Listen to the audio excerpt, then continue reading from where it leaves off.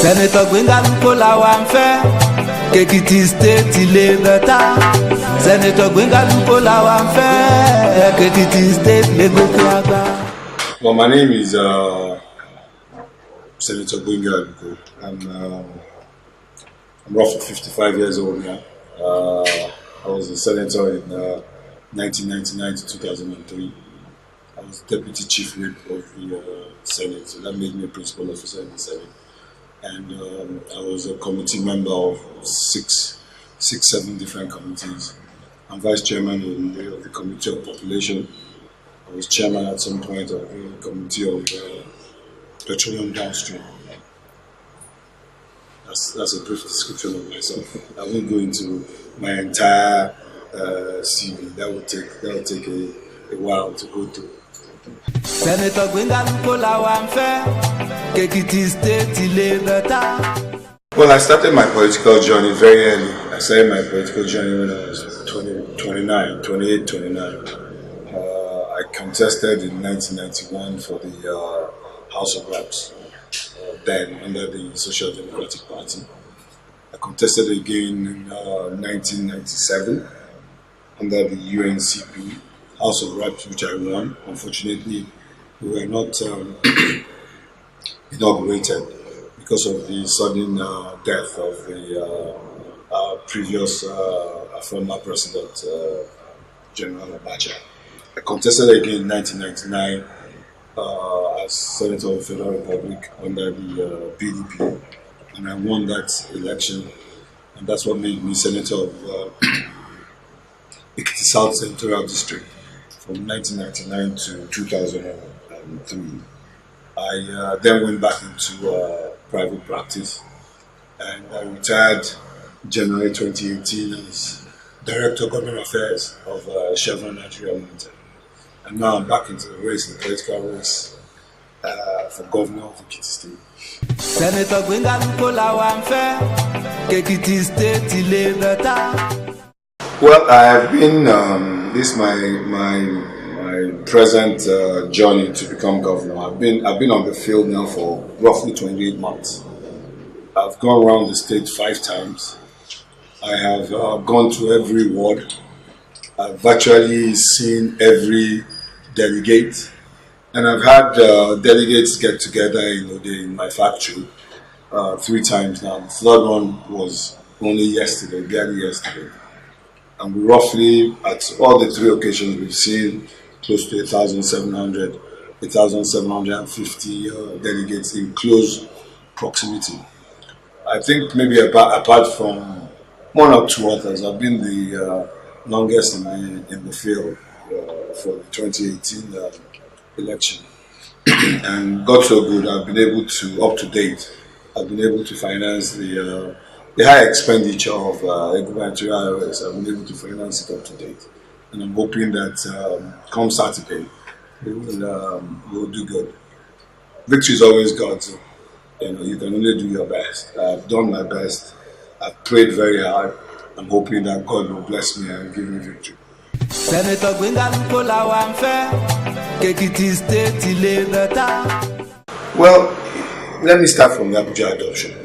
In 2003, the first time that President Buhari came out to contest for president, my political ally, my colleague, my Senate president, the then former late Senator Okadibo, was his running mate. I think in the Senate then I was one of the few close senators to Senator Okadibo, apart from being a principal officer. In fact, then a lot of senators who are much older than me, they used to call me the sole administrator of the Senate. So I was really tremendously close to Senator Okadibo. And by extension, I became the Director General of the Buhari Okadibo campaign in 2002. So I'm one of the closest Yoruba people to President Buhari historically. So all this rumor about him endorsing a particular minister and everything is a whole lot of rubbish. If you know the man properly, the man is speak and span, very clean. He would never endorse anybody and give anybody any undue advantage. So I have not. I mean, if there is one person he would endorse, if he's going to endorse somebody, it will be me. And he hasn't endorsed me. I'm close to people who work with him, and periodically and constantly they say the president hasn't endorsed anybody, and I believe it. The president hasn't endorsed anybody. So anybody who wants to win this primary election has to work hard and be blessed by God. And once you get the ticket, then, only then, will the president support the person, because he'll be supporting his party and he'll be supporting his candidate. Senator Gbenga State. Well, you see, yesterday, if you were present at my delegate get-together, there's one thing that has happened periodically over time in Nigeria, in this party politics movement. Someone gets elected as governor. He's voted by delegates of the party. Immediately he's sworn in as governor, he abandons more or less abandons the party. And it's just a few people, few elites in the party that actually benefit from government. I've done something drastic and basically more different than anybody across the whole country. I have offered employment to all the 2,618 delegates that will vote in the primary election on Saturday. And I've told them specifically the employment will be based on power, infrastructure, and water. So every delegate, every ESCO member from the ward to the local government to the state will know exactly what he's going to do in government, as I know exactly that I'm going to be governor. So all the 26 ward executive members in the ward, all the 177 wards, I will divide them into 3 equal parts: women, youth, the elderly. One sector will be in charge of power, which is very central to the government that I intend to establish. The second will be involved with water, which is very essential to mankind. If you have good, clean water, then your health problem reduces. And the last one will be involved in roads. If you go around the whole of Ekiti, you will see that even the vegetation has more or less crept into the road. So even if you just get people to just cut the vegetation back 2.5 meters, and it's a lot of work.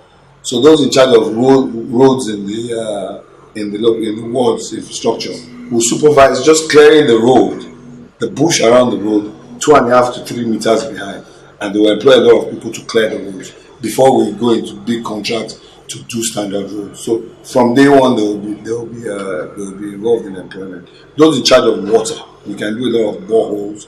We can provide water for farmlands. We can provide water for animal husbandry. We'll do boreholes. They are the ones who will be the eyes, the ears, and the engine room of government in charge of this thing. And power is going to be very central to our government. I'm the only industrialist amongst all the aspirants, 33 aspirants, involved in this race. I have a huge industry here. I've never been connected to power. I know how much I suffer by not being connected to power. So if you want to progress in any society, you must have 24/7 power. So power is very, very central, because I know I know the effect of power on education, on health, on development, on every aspect of life, on education. So power is going to be very central. And the group of ward ESCO members and local government ESCO members who will be involved in power, they will make sure that our grid, because I'm going to do a new grid for Ekiti State, that grid is maintained properly. We have an existing grid, but we have a lot of vegetation. This is rainforest. So you have a lot of trees falling on wires and everything. We'll make sure that the pathway where wires pass are always clean and clear. We won't have all these effects of trees falling on our grid. And where we don't have a grid, we'll establish the grid. So the whole idea is to develop a fresh new grid before we bring in modular power plants and solar energy and pump it into our grid so that we can have 24/7 energy. I can't do that all by myself. Neither can my cabinet do it. We have to involve everybody from ward level, and that's what the power sector, the power group. I call them power and infrastructure development officers. So those 3, the groups from the ward, we call them PIDO. That's power, infrastructure, and development officers. They'll be in charge of power, water, and infrastructure and water. So we have a clear idea in our heads what exactly we want to do. Senator Gbenga Aluko làwa ń fẹ́, Ekiti State ilé better. Well, I mean, I just told you that I have, in fact, today I have the only industry in the state that is functional.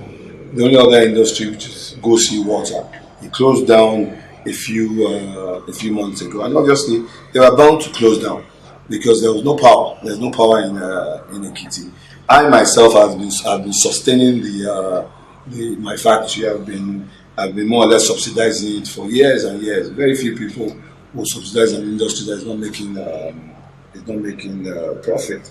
So I mean, like I said, the industry in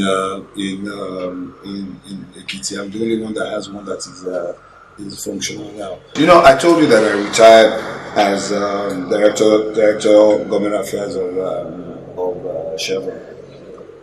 Chevron Nigeria Limited. When I was director of government affairs, we built a laboratory, a first class laboratory for chemistry, physics, and biology. If you go down to Ekiti High School, you will see the laboratory, first class, unique. I mean, I used my position to make sure that Ekiti State benefited from our CSR program in Chevron. Secondly, we built a chest clinic to treat chest infections at Ado Ekiti. Even when it was the opposition party then that was in power, we built it at Ade Hospital. In fact, the main general hospital is not functional. It's only the chest clinic there that is functional.